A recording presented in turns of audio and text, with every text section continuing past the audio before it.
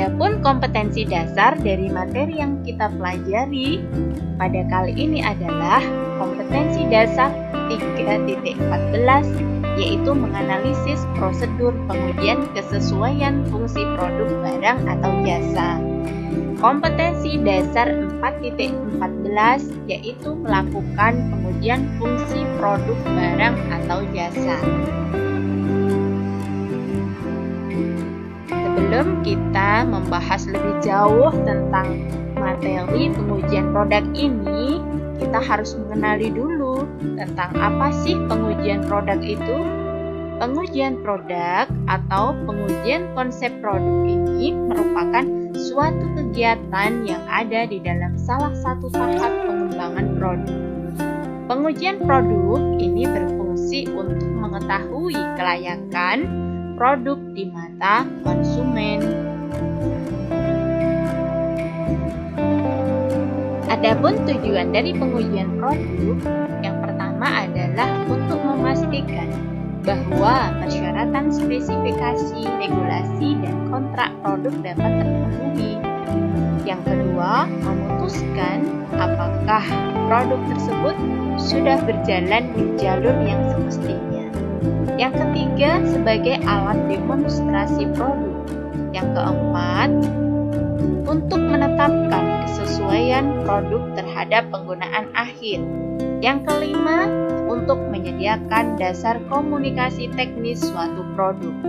Yang keenam, menyediakan informasi perbandingan dengan produk-produk yang lain. Yang ketujuh, sebagai upaya menciptakan produk yang bisa dipertanggungjawabkan secara hukum. Yang kedelapan, membantu pemecahan masalah terhadap kendala produk. Kesembilan, untuk menentukan potensi penghematan dalam produksi suatu produk. Pengujian produk seringkali dikritisi karena dirasa gagal untuk memperbaiki produk yang lama. Akan tetapi, tidak bisa dinafikan bahwa pengujian produk ini memiliki keuntungan baik bagi produk itu sendiri ataupun bagi konsumen. Keuntungan pengujian produk ini diantaranya adalah yang pertama, untuk menjajal strategi pemasaran. Dengan adanya pengujian produk, kita bisa mengetahui strategi pemasaran mana yang bisa diterapkan. Selain itu, produsen juga bisa mengetahui konsumen jenis apa yang bisa dijadikan sebagai sasaran penjualan. Keuntungan yang kedua adalah memberikan informasi mengenai produk. Dengan melakukan pengujian produk, perusahaan dapat masukan dari para konsumen mengenai produk yang akan diluncurkan. Mengapa demikian? Karena konsumen dan penguji adalah pihak yang paling mengetahui performa dari produk tersebut. Yang ketiga adalah sebagai upaya untuk mengatur strategi merek. Konsumen membeli produk karena produsen tersebut memiliki merek yang terkenal atau memiliki reputasi dalam aspek keamanan ataupun performa produk. Dengan melakukan pengujian produk, maka perusahaan bisa mengetahui persepsi konsumen mengenai produk dalam kaitannya dengan keamanan dan juga performanya. Keuntungan yang keempat adalah membantu produsen mencermati kesalahan. Perusahaan tidak akan pernah mengetahui cacat yang ada di dalam suatu produk sampai produk tersebut dipegang oleh para konsumen dan penguji.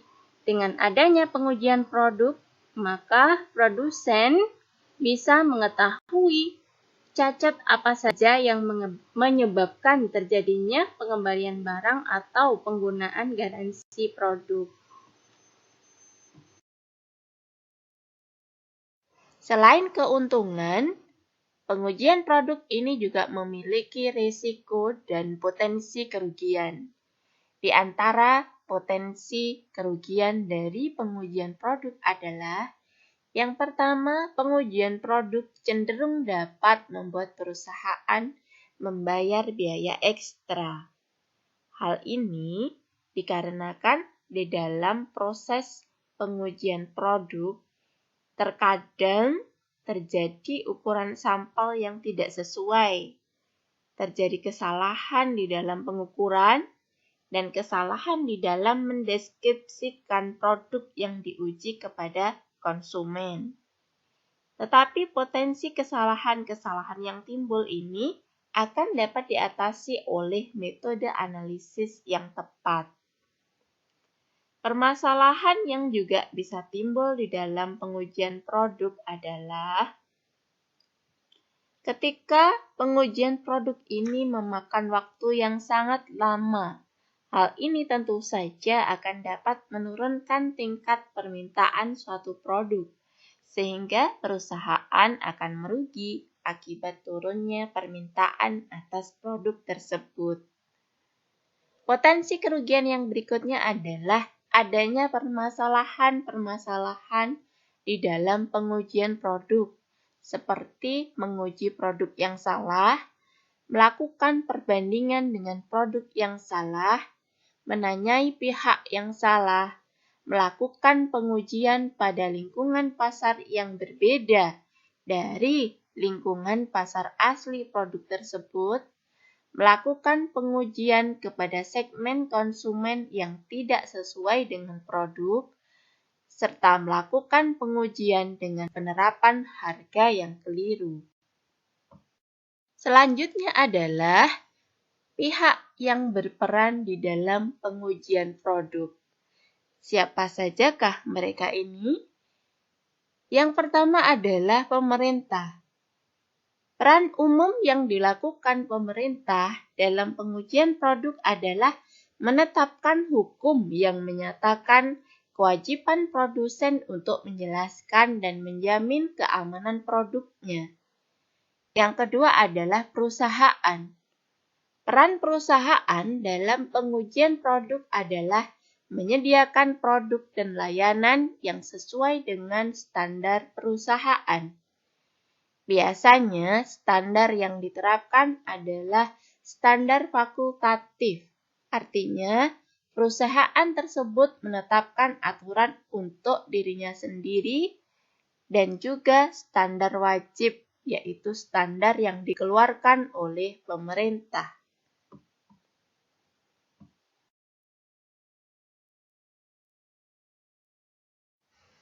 Adapun mengenai tahapan pengujian produk, hal ini berbeda-beda tergantung dari jenis produk yang diproduksi oleh perusahaan.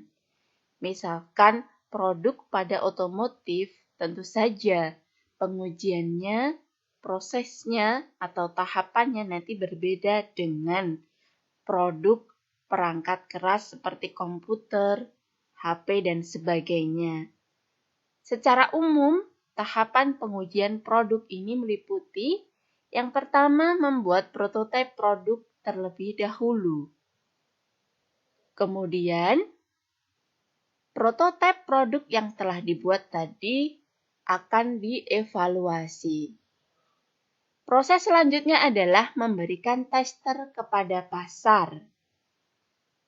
Setelah itu, proses tersebut akan dievaluasi. Kegiatan selanjutnya adalah membuat rencana lanjutan setelah evaluasi, kemudian melakukan produksi massal, serta melakukan evaluasi produksi massal.